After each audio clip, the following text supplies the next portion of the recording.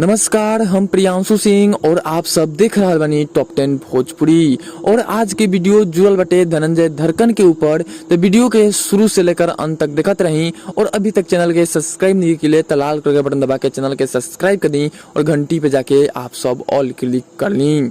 सबसे पहले आप सबके बता दी कि धनंजय धड़कन के लगातार 2 दिन से आप सबके बीच में रोज एक नया सॉन्ग के फर्स्ट लुक जारी कइल जा रहा बा।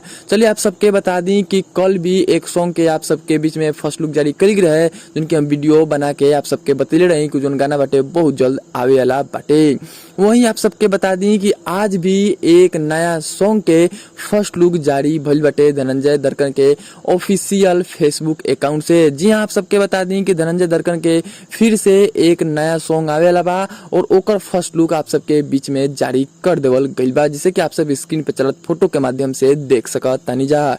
वहीं आप सबके बता दी कि गाना के बोल बा पिया हमके खिया द भकुरा मछरिया हो। जी हाँ, आप सबके बता दी कि सॉन्ग बाटे बहुत जल्द आप सबके बीच में RCM म्यूजिक से आवे वाला बाटे। वहीं आप सबके बता दी कि गीत लिखले बाने मिठू मिसाइल, वहीं पे संगीत देले बाने DJ प्रकाश बाबू और ई गाना के भी निर्माता बाने राकेश कुमार, जो कि RCM म्यूजिक के मालिक हमें। और ई जो नया सॉन्ग बाटे आप सबके बीच में बहुत जल्द होखे वाला बाटे रिलीज।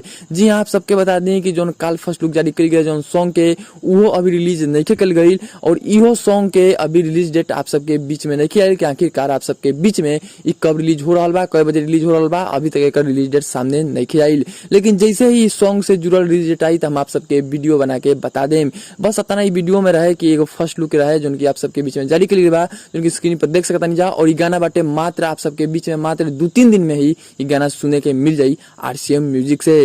तो ये न्यूज कैसा लागल कमेंट बॉक्स में अपन जरूर दें, वीडियो के ज्यादा शेयर करें कि और लोग तक पहुंचे वीडियो। जय हिंद।